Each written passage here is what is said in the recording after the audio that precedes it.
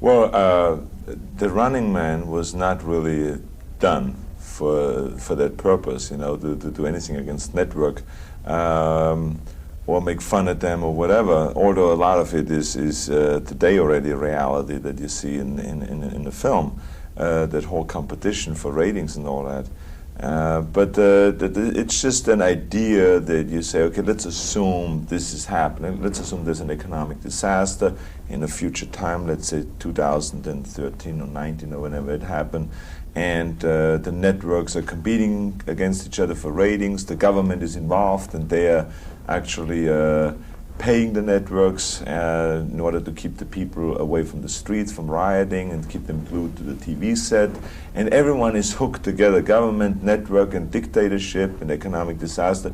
And now what will happen with a game show like The Running Man, which is the most popular show, in order to create the highest rating? And so that's really what the purpose of this is. And then with that vehicle, entertain people, rather than making fun at the network or anything like that.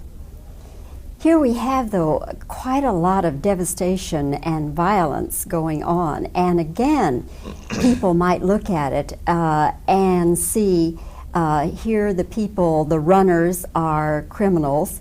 In your case, you're a runner who has been falsely accused because you're the hero. But then we have these stalkers, and this is a way to get rid of criminals. And so some people are going to say, my gosh, you know, here is, you know, civil rights and civil liberties being just abandoned. It is. In a movie, it is abandoned. That's why it's a movie and not reality.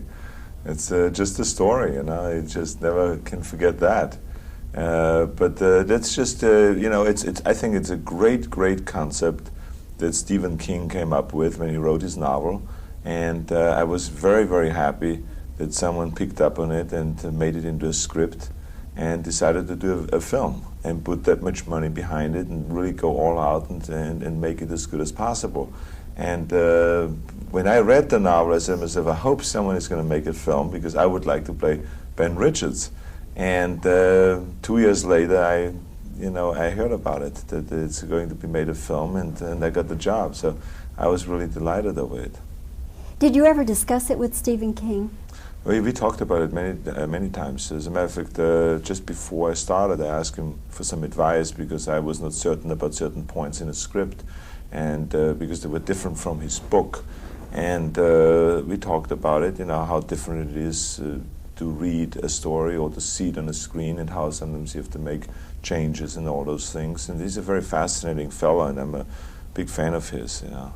So, funny too, isn't he's very funny. I've interviewed him. Funny man. Very funny, and there's his great sense of humor, and loves this whole idea of shocking people with his writing, or with if they do films of his books, you know.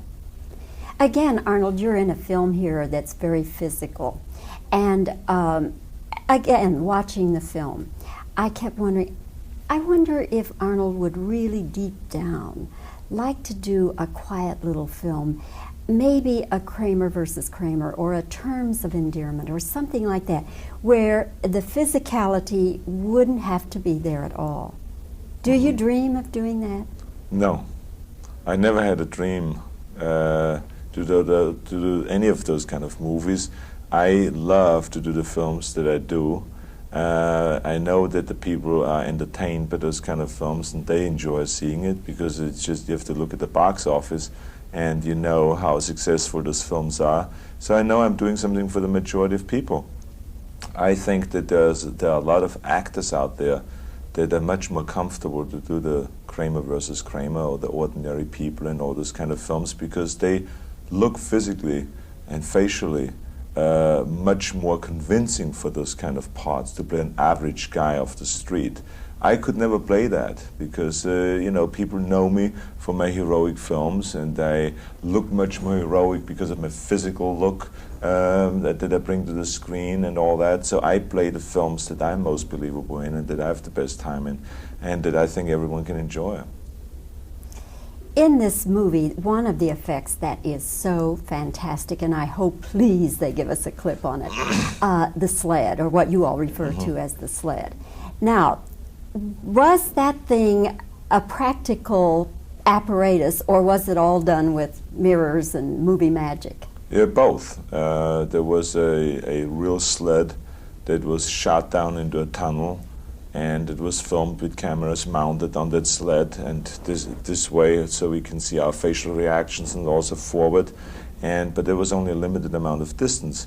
The rest of it was then done with special effects and also with a miniature. They built a really long miniature and sent a camera into a little tunnel and get that effect of what it is like for someone like me that is being shot through that tunnel, what experience that is, you know, having these things come up so fast and pull your skin back and all those things. It's a frightening moment. I mean, even in reality, going through it was very frightening. How long would that last for you? I would say around 10 seconds. Yeah. That's about it, 10, 15 seconds. You travel a lot of distance in that period. It was much, much faster than any roller coaster that I have ever went through.